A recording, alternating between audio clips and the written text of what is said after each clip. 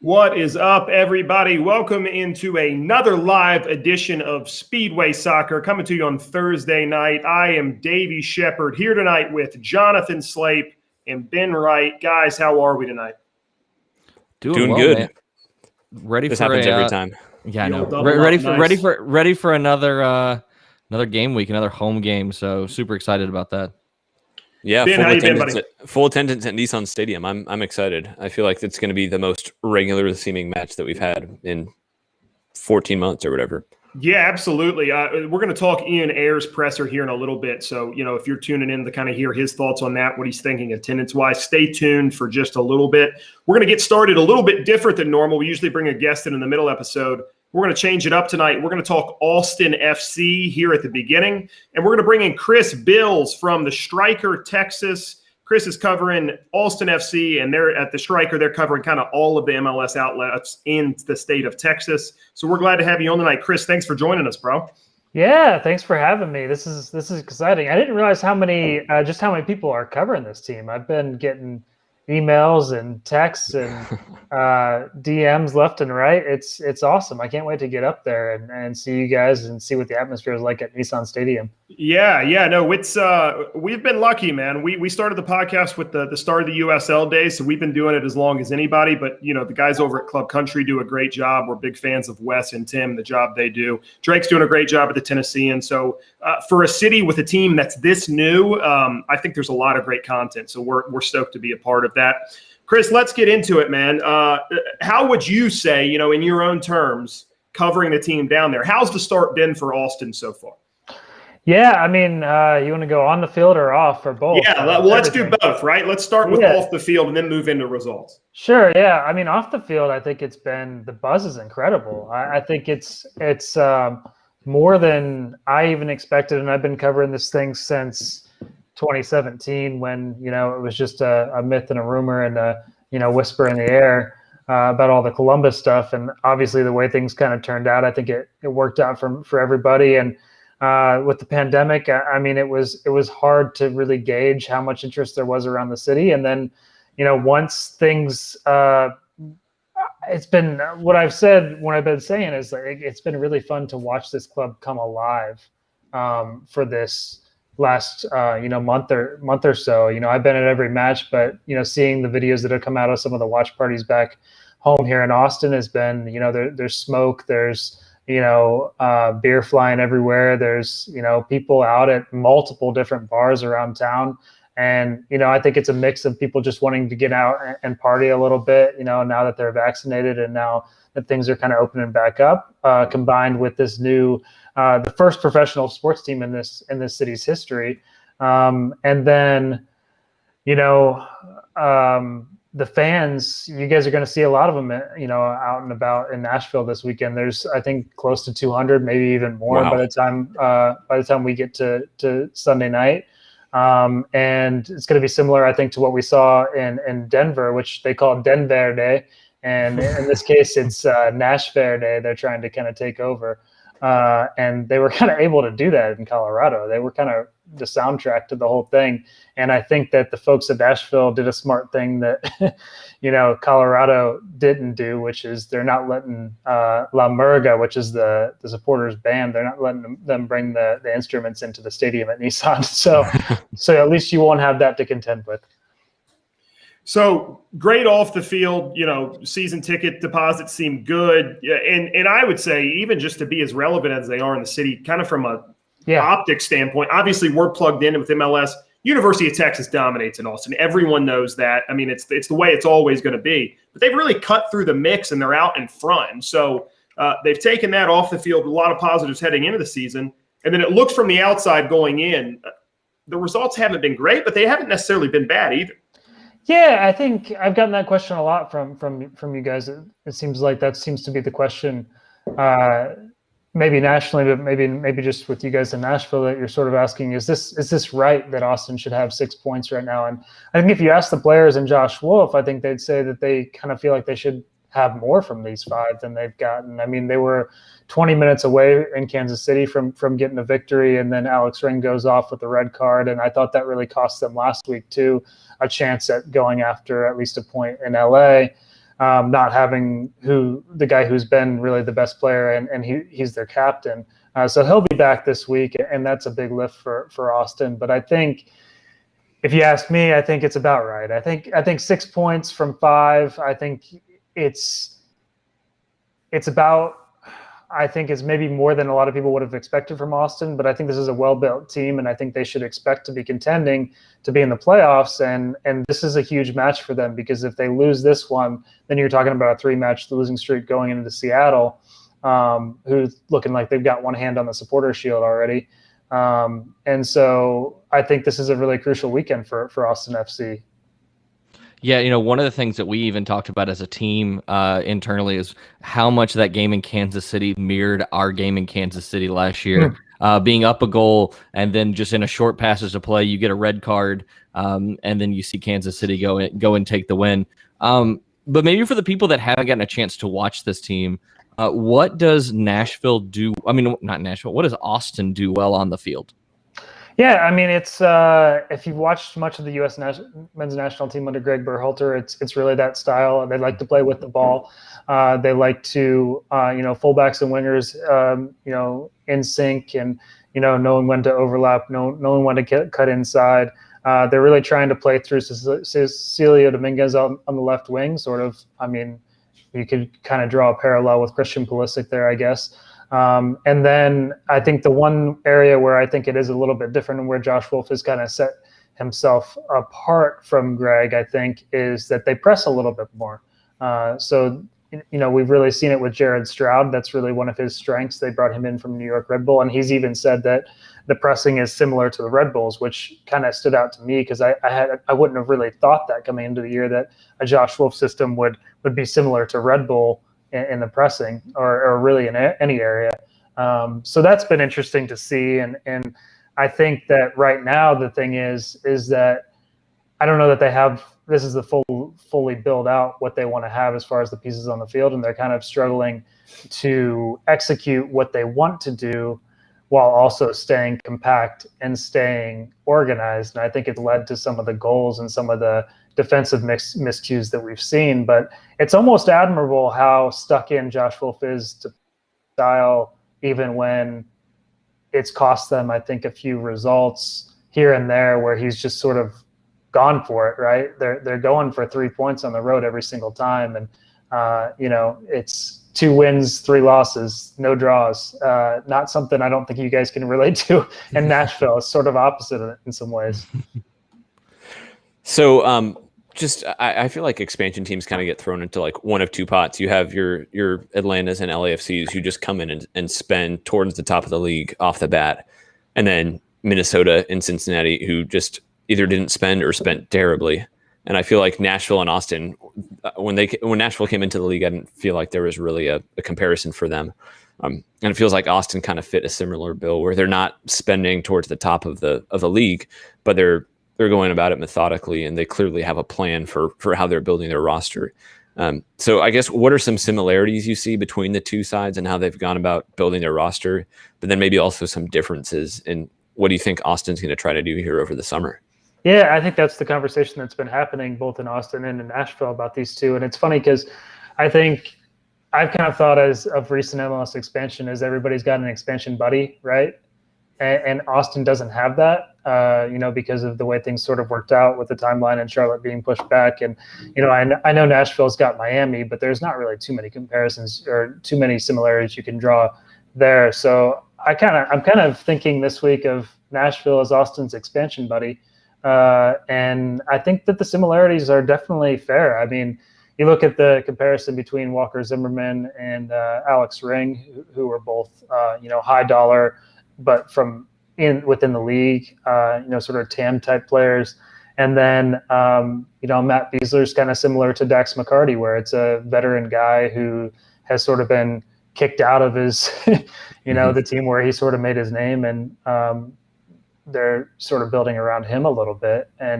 But then you go all the way down the roster, and I think it's very similar. I think the one question, I think this is what you were sort of getting at, is, how much is Austin going to spend and how much is going to, change about this team throughout the season. And I think those are the questions that for me, as I've watched this team get built out, like Claudio Reyna, Josh Wolf, and Anthony Precourt have all said this is a team that expects to compete for titles. And if you're going to do that, you better spend some money. And right now they're, near the bottom, with Vancouver, I think, being the only team that's spent less on its roster so far. So I would expect that changes by the end of the year, but how much, it's still kind of up in the air.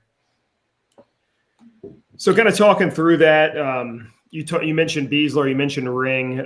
Who's an offensive player going forward that you would say, hey, the Nashville fan, keep an eye on this guy. He's fun to watch, gets on the score sheet, is going to make an impact in this game against Nashville? Yeah, I think it's Cecilia Dominguez. I think Cecilia Dominguez is really the key to this match for Austin FC for me, because we saw what he can do against Colorado when he gets in the middle of the pitch. He likes to float inside, and if they can find him in the middle of the pitch, then he can really find some joy and really spark some attack for Austin. But I know that's going to be difficult to do against Nashville. But I also just don't think that crossing the ball as much as they have the past couple weeks is really going to do much against Walker Zimmerman and that Nashville defense. So I think that finding Cecilia Dominguez in those little pockets in the half space and in the middle of the pitch, I think is going to be what, if you see Cecilia popping up on the ball a lot early, that could be a sign of trouble for Nashville, I think. Yeah, I know. Looking at who you have up front, with Danny Hosen being the 9 right now. Also on the offensive side, did you see Diego Fagundes making this much of an impact as he has through the first 5 games? Yeah, I mean, it's been fun to see, right? I think all of us that have followed this league for a while, I think Diego Fagundes is a guy who you maybe kind of forgot about in England the last couple of years. He got put at the number 6.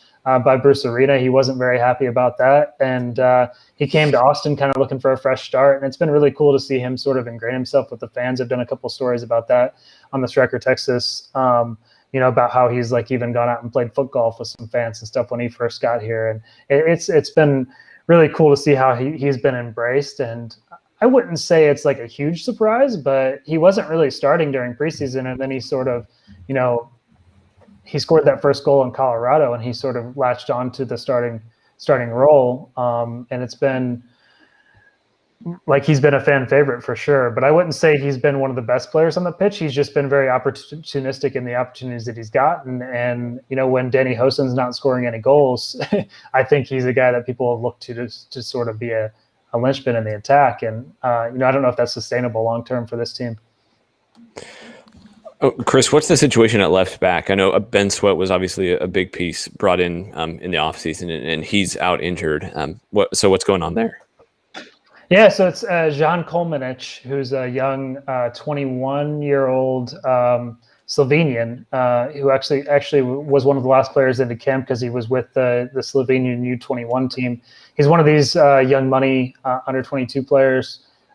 So I think they're looking for him to sort of have a breakout. I think he's been pretty good for the most part. He's really good going forward. And I've kind of joked, I made this joke on Twitter a few weeks ago that, it's sort of an inverted mullet that Josh Wolf has going. By that, I mean, it's party on the left, business on the right, party on the left, with Jared Stroud and Nick Lima on the right, and then Jan Kolmanic and Cecilia Dominguez, who like to kind of mix it up a little bit more, and they're kind of fun to watch on the ball.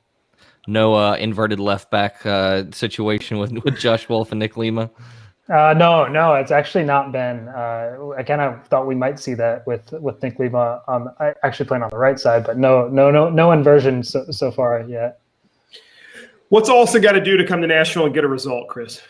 I think they've really got to.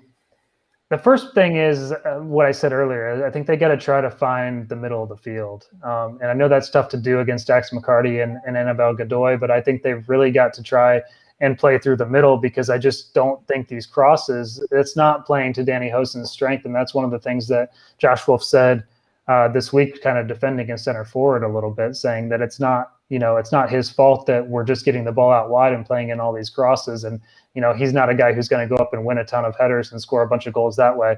And it sort of becomes, okay, well, are you going to get a forward that can? Because that's sort of where things are sort of headed with this team, it seems like.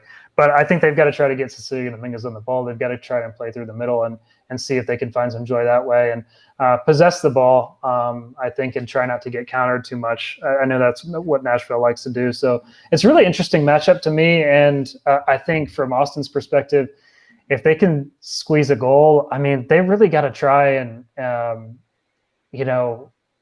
get a result, even if it's just a point out of this one. I think be okay with a draw. But, go in for 3 points, but be okay with a draw. And I don't think they've really shown that too much through the first 5 matches, but they really need something before they go to Seattle. Yeah, and what areas do you feel like that Austin can exploit, or Nashville can exploit? Sorry, what areas? Where do you think that Nashville can find some other than just on the counterattack? I mean, I think that's the big one, is that if they can turn Austin over and get out on the counter, I think that Austin's shown that it can be pretty vulnerable. I mean, they like to press high with the wings. And so sometimes the fullbacks get kind of caught if they're too far up the field. And I'm going to be interested to see which center back. Like I was kind of talking to somebody that maybe we see Julio Cascante back in for Matt Beasler, just because that's sort of how they were able to unlock Cecilio Dominguez is playing some more, I want to say risky, but more like braver balls, breaking lines a little bit. And that's something that Cascante has done a little bit more of than Beasler. But kind of getting back to your question, I think that testing that back line, if Nashville can get possession away from Austin, then, I mean, that's a great way to sort of take Austin out of sync. But I think it'll probably be Austin dictating possession, and Nashville, hit them on the counter, because I think that's going to be your best route to really seeing Austin look. I mean, you saw it last week with the goals and the moment with Chicharito earning that penalty. I think Austin's kind of suspect if you get them caught out on a counter in space. Chris Bils has been the guest covering Austin FC with the Striker Texas. Chris, let everybody know where they can find your socials. Yeah, absolutely. So you can find all the work that we're doing at the Striker Texas on Twitter, Instagram. Theo Lloyd Hughes is our guy on the buttons there, and he's really good, and you get some good content there. Then I'm at Chris Bils on Twitter, and go check out the Striker Texas, because it's kind of a cool thing that we're doing, covering soccer across the state. And I know like people like yourselves at Speedway have really kind of set the tone with independent coverage like this, and it's been kind of inspiring and a way forward, I think, for a lot of us that are trying to do this. So definitely appreciate what you guys are doing, and hope maybe I can grab a beer or some food with you guys this weekend. Yeah, we appreciate your time. You're in Saturday, you said, right? Yeah, I'll be in Saturday morning, so I've got kind of a long weekend in Nashville. I'm looking nice. Well, everybody hit up Chris on Twitter. Let him know restaurants he should hit, bars he should hit, and all that stuff. Nashville, much like Austin, is very open, so I think we'll have a good time here. We'll get some barbecue. Yeah, that sounds perfect. Yeah, I got the shirt. This is I was gonna ask myself with all these trips. Yeah, I was also asking. I was like, are you allowed to wear a Kansas City barbecue shirt in Texas? I've actually lived in both, and I lived up in Missouri for a couple years, so I love them both. Maybe that's a controversial thing for me to say as a Texan now, but I'm from Ohio, so any equal opportunity barbecue employer, man. Absolutely, I'll cover the bases. It's all good for me. Chris, hey, thanks so much for joining us, buddy. We appreciate you, man. Yeah, no, it's great stuff. Great to talk to you guys. Take it easy, man. Thanks, Chris. Thanks, Chris. Chris Bils was the guest. We appreciate it. Donald Hall chimes in right on cue, says Kid Rock's Bar. I'm just going to keep speaking, and I tweeted it the other day. Kid Rock's big ass soccer stadium. I think it would be the perfect sponsor for the soccer stadium. They have to make this happen. Kid Rock's big ass soccer stadium. Ian Air, if you're listening, we appreciate the listen. First off, FGL House is the New Jersey sponsor whenever that happens. Just go full Nashville. Just embrace the whole thing. Guys, that was a good – hey, listen, I think he's right. Austin has had a lot of the ball in every match they've played. I think that's just going to be really, really interesting to see how that plays out. I don't see Gary Smith and Nashville kind of being keen on giving up more than 50% of the ball. How do you see that going down, Ben? I mean, as much as he was talking about how Austin needs to get a result before they go to Seattle, I mean, Nashville needs a result at home before as we bad go as to anybody Atlanta, in the league. Yep. I mean, not just going to Atlanta, but I mean, this will be their 5th home match, and I think to come out with with anything other than a win. It's just I'm not going to say it's the end of the season or anything. Would you call it a must-win, Ben? Yeah, right. I feel like I'm gonna have to explain what I meant by that every time I go on any podcast from now on. But no, I mean, you have to get results at home, and you haven't in 3 of your games so far. Right. So I mean, you need a result against Austin. I think. Yeah, it's just one of those situations. I'll bet on Nashville's defense against just about anybody in the league, but especially I don't want to cut on Austin. I just think Nashville's better than Austin is. So I think you need to beat teams that you are better than, and so you need to win. And that's not a slight on Austin. I mean, they're an expansion team. It's tough. We should know it's tough being an expansion team, but yeah. And I would say that, home. You can go on the road and not get a win, but at home you should beat teams you are better than. That's not too much to ask. Slape, my bad. I know something you guys talked about a lot on Nashville Soccer Show this week was, the media perception, the national media perception, and this is the second of 3 nationally televised games of Nashville. So, Nashville needs to go out and get a result. If they are concerned, which I don't necessarily think they are concerned with the national media impression of this team. But I mean, if Nashville shows up and gets another low scoring draw, it's just going to be the same thing, and they won't be wrong. And internally, I don't think they're worried about the national perception of the club. But no, for whatever reason, everyone in social media has decided they are concerned with the national narrative surrounding the team. So, at the end of the day, you can say, "Hey, this team's great; they're undefeated." You got to start winning games, man. You got to start winning games. So this is a game they should win. They need to do. Well, and not just even from a national media perspective, but I mean, this is the first virtually unrestricted attendance they've had since the home opener back in February. A lot of new fans are going to be there, man. A lot of new fans are going to be there. It's a huge opportunity just to kind of earn a piece of this market, which I think Ian Ayre talked about this in his press conference today, just how hard it really is to gauge exactly what the demand for soccer is in Nashville, because you haven't had a full season to gauge things like attendance and how many tickets you're going to sell every week. But I think getting people to this game and not just getting them to the game, but putting on a show and getting people hooked, I think that has to be a huge priority, not necessarily from an on-field perspective, but just from, hey, this is a new team trying to build an audience. I don't think Gary and Mike are worried about that, but I think Ian Ayre is worried about that. Right. I mean, let's be honest. You're playing in a city with the Titans, who are always going to be the number 1 show in town, and then you have the Predators, who even though they're about to get swept before this game, right? Yeah, they haven't been the same since that Stanley Cup run. But you have a pretty established fan base with the Predators. I mean, so Nashville's coming in and kind of having to beat out 2. I would call them heavyweights. Yeah, and they've only had 2.5 hours from the Balls, a few hours from Tuscaloosa, a few hours from there's huge competition here, and you got to put on a good show. And you've only had 1 game where everybody who wants to come can come. So I think you need to put on a show, and not just a show, but get a result. There's nothing that's going to draw people back like a win. Well, let's go right into that. Let's talk about Ian Ayre's presser today, kind of talking about his expectations and what they were looking forward to. Ben, I know you were there. Anything that stuck out to you? I mean, he's always going to go out in a press conference like that and kind of put the best foot forward. But he seemed genuinely optimistic about the demand for soccer. Just talking about how quickly the premium clubs, the club suites, and the lodge boxes have sold out at the new stadium. He's saying that he expects a lot of the season tickets will be sold over the summer. And he said he's just really impressed and happy with the demand for soccer. And just even this season, not just for the new stadium. I know that's a big draw. But even this season, he said that Nashville's a late market to games like this. So in the build up to the Atlanta home opener last year, they had about 40,000 tickets sold in the week of. And then in that week leading up to the game and the day of, they went up from 40 to 60,000. And he said he kind of expects a similar type situation. On Sunday, he said they're already over 15,000, but knowing how the market kind of moves late here in Nashville, he's expecting that to go up pretty significantly. Yeah, we were talking about it. You weren't there the other day, Ben. It was the game you missed in the Boxer. Right, yeah.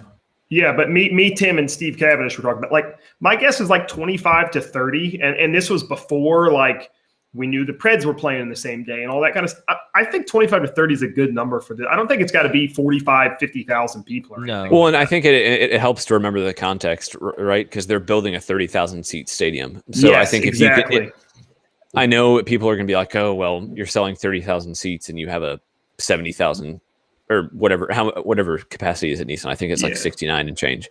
But I don't think that really matters. Like the capacity at Nissan doesn't matter so much as the soccer specific stadium that they're building for this target audience. If you can get close to that, I think that lower bowl sellout would be great. Lower bowl sellout would kill. And it's not even a Nashville SC thing with a late market. Like that's just how soccer has been in this city for the longest time. Because I mean, I know that being involved with the American Outlaws and U.S. games, there's always been a huge day of walk up like market. So I mean, I think regardless, it's going to be good. I know I'm excited to get back in my seats. I've been not in the same area, excited to get back in there with everyone. I know a lot of us sit together, so excited to be back there and cheer on this team in a more normal environment.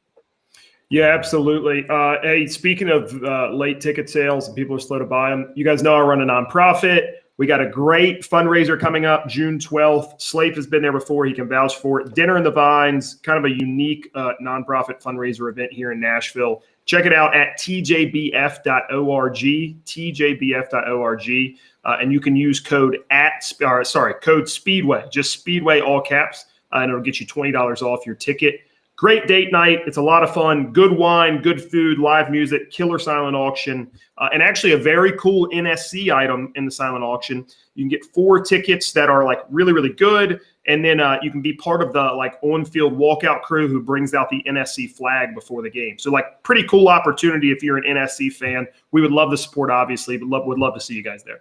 Yeah, I will. I'll second that. It is a fantastic evening with some great food, great setting, and a chance to raise some money for a great organization that's doing a lot of good in people's lives. So yeah, check it out, tjbf.org, tjbf.org. Guys, listen, we got about 15 minutes, 20 minutes left or something like that. So let's get to like the topic of the evening. We got a user queue from Donald Hall online. And he says, at Davey Shep, what type of healing crystals would you use? And this is all spurning from the most recent episode of Paradise Pod, which you haven't listened yet. Go listen to it now. Shout out the dogs, Josh Young, Donald Hall, putting out killer content all the time. And I think it's must listen. And I think it's a must listen podcast, even if you don't like Nashville Soccer Club. I think they're that entertaining. Go check that out. CJ Sapong talked about his crystals in a video the other day. And that was, I think it was like, what do you bring on your flight, right? And he mentioned that he's got to have his crystals there. It kind of helps him focus.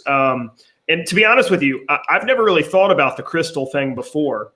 So I'm now looking through the options of crystals, and they're pretty sweet, to be honest with you. I'm thinking of picking up a few. I've always been like a turquoise fan. Like I've always dug like the old Native American man style with like like a bolo tie or like a big ring, or I just like how it looks. And the added bonus powers that it gives you seem to be pretty sweet to me. So look, I don't know if I buy into the crystal thing or not, but like my thought kind of is it doesn't hurt to double up, right? Like, I mean, I'm going to keep cover all bases to my God of choice. And then also maybe just grab a little necklace or a ring, or I don't think it could hurt to just throw in Mother Nature. Throw a little onyx in there. I mean, you get you grounded and protected. My extent of the crystals for this long was the Chaos Emeralds from Sonic the Hedgehog. Was about all I knew. So Donald, that's the best I can do. But I'm interested, and if you want to tweet me options, what you think I could use, you know me pretty well. You could send me some options for what you think would boost my style and stuff. I just go with whatever Gwyneth Paltrow recommends. So. On the goop. Yeah, Gwyneth, if you're listening, I currently am a sponsorship free agent, so we can make something happen. Onyx was Donald's product shamelessly. Yeah, and I will say that Paradise Pod is the one NSC podcast I make sure to listen to every week. Not even Speedway.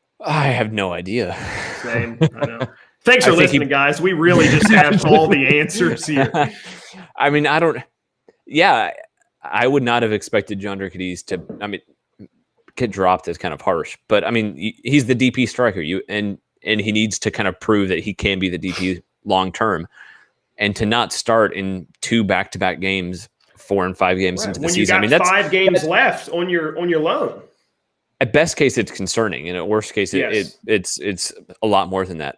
So yeah, I mean, I think he has to start. If he doesn't start, I'll put it this way: if he doesn't start, I'll have some serious questions, about concerns, what's going on. Yeah, and especially because I like CJ Sapong as much as anybody, but I don't think you can say that CJ Sapong has just come in here and completely outperformed Cadiz. I mean, he's been good, but I don't think he's been like head and shoulders above him. No, and I joked about that the other day on Nashville Soccer Show. I was like, hey, listen, you looked at social media coming into the game, Cadiz was the only thing wrong with this team. And that was exaggerating a bit. But like, you're right. It's not like CJ has been like the best striker in the league. He's not like Chicharito in LA or something. He's been fine, but it's the same exact kind of goals that you're seeing Yonder score. And the issues out of this world. The issues with Jandre on the field have been the exact same issues that we've seen with CJ on the field. So I don't think it's like if you take Jandre out, this team everything fixes itself. Yeah, right, but it's also not like if you put Yonder in, everything does get fixed. So that's where we're saying it's a DP. Like, and I think that probably comes down to, I mean, I think Nashville is creating chances really well, but I think a lot of those chances are kind of just putting balls into the box and hoping something happens. And I think and Gary mentioned that after the Miami game, right? He was complaining about the delivery on the crosses. So yeah, we've seen that. And I think that, if we're going to, if I'm going to be the Cadiz defender in the room, and take the I do it all the time, so please. Yeah, and take the other side from me today. I mean, you could argue on another hand that maybe sitting him for a game or two could be some negotiation tactics, as they're trying to renegotiate. The way even today in Ian Ayer's press conference, the way he even kind of mentioned like how they had bolstered the attack coming into year 2, like he specifically goes out and mentioned like going and getting Yonder Cadiz. And it also, like we've talked about this, it almost seems like this is a formality. I know I know we go back and forth of, are they going to make this permanent? But I think that's a bit of a formality. But I think there's also there's other issues on the field from an offensive production. We're gonna have this conversation about Yonder Cadiz. We gotta have the same conversation about Hani Mukhtar. I think even more about Hani Mukhtar than Yonder Cadiz. Well, and listen, I think there's a little bit of a trap here, right? When somebody's got that huge personality, it's so much easier to just kind of like put them at the front of the lineup. And that's what CJ is. And credit to, like, he's a super likable guy who there is no language barrier. He's a vet. He's done it all. He's been around this league. He knows how it works, all that stuff. Yonder's come in from Venezuela. He's coming from another league. He's new to the culture. He's new to all. So it's like there's all these pieces that kind of don't line up. And then you kind of almost lose at the end of the day. Like the performances have been pretty similar. And one guy's a lot younger. And there's like a different set of kind of things to consider that it's easy to not do. So I think there's a huge upside on Cadiz. I'm not like Andy made fun of me today that it was all of my burner accounts were the 27% that voted should we extend Cadiz. But I did vote yes in that because I just think that we should. But look, man, this is why I am thrilled that we just run a podcast and we don't run a professional sports franchise, because I wouldn't want to be Mike Jacobs right now because he's got a pretty big decision to make soon. Well, and I think a big part of the argument too is it's not just about is Cadiz good enough to be the long-term DP. It's if you don't sign him permanently, then what? Because then what's next, right? For all we know, we don't know what's going on with Rios, but let's just take him out of the picture for now. If you don't sign Cadiz, then you're left with Dom Badji and CJ Sapong as your starting strikers. And I think CJ Sapong's probably a starting quality striker in MLS, but that you're leaving yourself really thin. I think if you don't sign him, you have to go out and sign another DP to replace him, because I think it's going into a season where you're going to be opening at your own stadium. I think it's kind of a bad sign to just let a DP go and not we replace already him. know all of the international tournaments that are up this summer, right? There's the Gold Cup, you got the Nations League, like there's all kinds of stuff all summer long. So you kind of fall into that same trap again, where the guy you go out and buy in the summer window, he's probably not going to be ready to contribute until August or something like that. And it's like, Now we're in literally the same exact spot we were in last year. Yeah. Well, So, and I think even just more than that, if you don't sign Cadiz, you're assuming that there's something out there that you can get for similar or better production for the same price. correct, and right. I just don't know if you're going to find a Raul Rui Diaz type player for $3 million, which is about what Right. they're paying for Cadiz. And I think Cadiz is a $3 million striker, and maybe this is what you get for a $3 million. Right. Yeah, I mean, Ike Loba's out there on the. There's been some Austin rumors about him. But I mean, yeah, Right, but he just went to Monterey for like $12 million. So I mean, he's on a completely different tier of player. Yeah, but I mean, Cadiz has got 2 games in 3 starts and 2 sub appearances, or 2 goals in 3 I think he starts. I think he scores. Yeah, I Yeah. think that's. I mean, and if you have 3 and 6, you're a goal every That's game. okay, right? Like Yes. 17 goals in this league. If you're a 17 goal scorer, like It's pretty good, man. that's pretty good. Yeah. Most seasons that puts you in the Golden Boot conversation. Yeah, no, I Right. mean, I think they should keep him. I was just trying to make Yeah. the point that if you don't Of keep course, him, yeah. it's a lot more complicated than just okay, is he performing at whatever level we expected? Right. And shout out to Chris Ivey, his piece. If you haven't read it yet, I thought it was good. It kind of looks at things. We all know Davey, he likes his eye test, right? I'm just a very old school guy, and I think he passes the eye test. A lot of those Back in my stats day do when I not coached high school jive with- Coach Kilmer, dude. Let's go. Simon says, Simon or Simone, let me know how that is, if you could throw an accent in there, Simon, just so I know. I love Nashville SC. We love it. Thank you for listening. We're thrilled to have people like you around. Daniel says, we know you have way more burners than that. I'm going to plead the fifth. Donald Hall. If Twitter's bad, you should see Reddit. Yeah, and maybe not on Twitter, but you don't know what my Reddit game is like. Donald Hall, Harry Kane incoming. Why are you going to just prod Josh You like mean that, Donald? That is just future Manchester United legend Harry totally Kane? unnecessary. God, United would just be an absolute nightmare. We want to go there for 5 minutes. We want to talk 5 minutes of Euros before we get out of Can we here. do 5 minutes on Allison's goal? We probably Man. could. I was Dude, sitting there I watching hate Liverpool, live. and that was one of the greatest moments in soccer I can remember. I didn't need Liverpool to lose, but I very much wanted them to lose because it would have made my life as a Chelsea fan much easier. Or even just drop points rather, not lose. But I mean, one of the better moments in sports that I've ever watched live, man. I felt lucky to have seen it. And for a guy who's been through a lot this year with his dad passing away quite tragically, it couldn't happen to a better dude. The guy plays the game the right way. He's the best keeper in the world. That good, post-game happy to see it interview, happen. his interview after the goal was something special. Absolutely.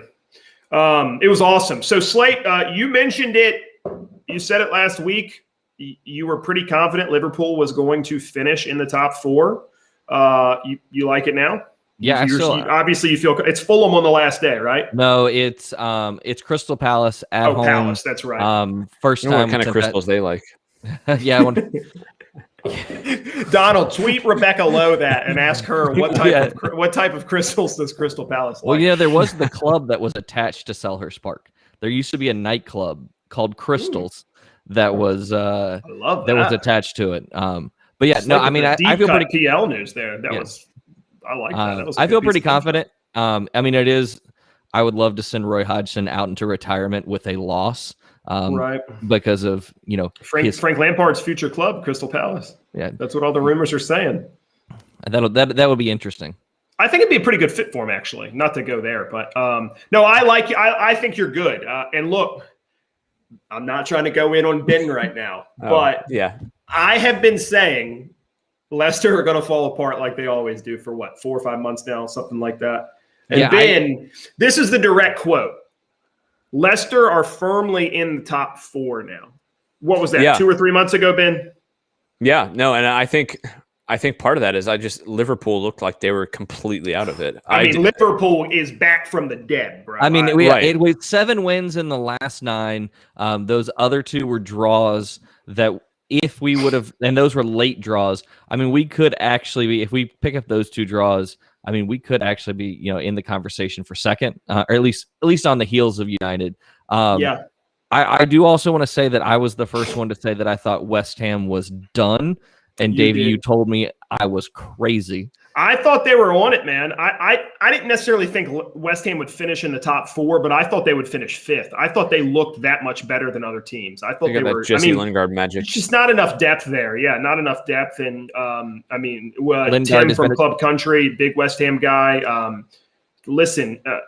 I don't think if you're a West Ham, you can hang your head at all. I don't think any player at West Ham should hang their head. They've been awesome, man. It's just at the end of the day, there's not enough money there, and Moyes has done a heck of a job, right? Especially the turnaround from last year. I mean, they barely squeaked out relegation. Well, think about it. They didn't waste 40 million pounds on Allaire or whatever his name was, right? If you bring in just a competent striker with that money, if they had that money to spend going into next season on a kid like Tammy Abraham, who's going to go out there and score 10 goals if he gets minutes in the Premier League, they're a much better team than they would have been otherwise. So here's the real question, though. Do any of these teams get anywhere close to City next year? Because I don't think anybody in the Premier League comes close to them. I mean, I think Liverpool could, I think it is dependent on what Virgil van Dijk and what Joe Gomez look like coming back from injury. But I think that, you got to remember this team was Liverpool was top at Christmas. So I think that there's a definite chance. And you have a Diego Jota who missed 3.5 months of the season when they were crying out for a 4th option off the bench. So I think if those things are healthy, I think there's a definite chance that they push City.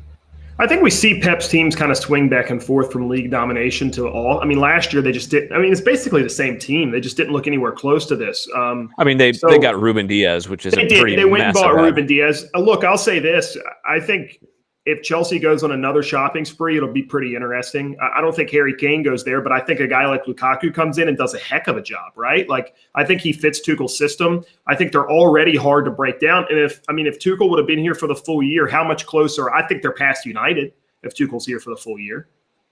So it'll be interesting. I don't know. I don't think Chelsea's going to win. I'm not willing to go there yet, but look, it's going to be an interesting last day. I'll say it. I think Chelsea beats Villa. I think Liverpool beats Crystal Palace, and that's your top 4. I think Leicester loses to Spurs.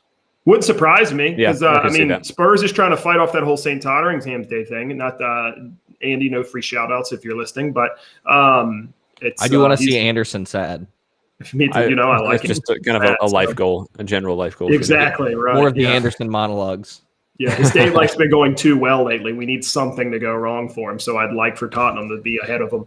Guys, I think that's about it tonight. Everybody, thanks for hanging out. We got Simon, Donald, Daniel, people on Twitter chimed in. Chris, Bils, huge shout out to him for joining us. Make sure you go check out his content. He's going to be in town this weekend. They're doing a great job, man. They've sent a reporter to every away game for the teams in Texas, you said earlier, Slape. Dallas, Houston, and Austin. That's pretty impressive what they're doing outside of that outlet. Yeah, and then I was in Austin 2 weeks ago, and I was super impressed by just how much branding and how much I saw of a presence of the team in that city. They haven't even hosted their first game yet, so really excited. And the new stadium, right? It's going to be at 619, I think it is, right? Yeah, 619 against LAFC. Yeah. Super excited to see them, get into that stadium, and looking forward to hopefully next season we have a chance to game. Absolutely. All right, guys, on the way out, I'm going to take us off the rails real quick. Oh boy. Your Washington Wizards are in the playoffs, baby. They have beaten the Pacers. They are through. Let's go, Wiz. Huge Wizards fan. If you're a fan of the play-in bracket, though, you're a moron, and we can take that to Twitter. I'll take that to the streets. It's been terrible. Everybody's going on about that Golden State Lakers game. It's like a once-in-a-lifetime thing. LeBron and Anthony Davis hurt all year. Steph and them hurt. Get that garbage out of my face. It was a terrible idea. It's stupid. I shouldn't have to watch the Wizards play the 9th-ranked freaking Pacers to get into the playoffs. It's dumb. That's it. Sorry, guys. We're going to talk basketball. Yeah, just head to my Twitter. We can talk basketball there. No, I'll join you because I am very much in agreement. I think the only decent game was the Grizzlies. The Grizzlies Spurs was a pretty good game. Yeah, that and the Lakers game were both fine. But it's like the 7 and 8s are going to make it in both conferences anyway. So, anyways, we'll put it to bed with that. We always appreciate you guys listening. Shout out to Fat Bottom Brews, to Brentwood Hearing Center, our sponsors both here and over at Nashville Soccer Show. Super grateful for them.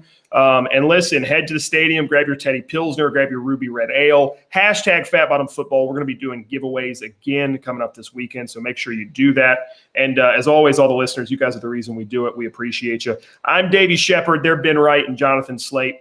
We will be back soon. This is Speedway Soccer.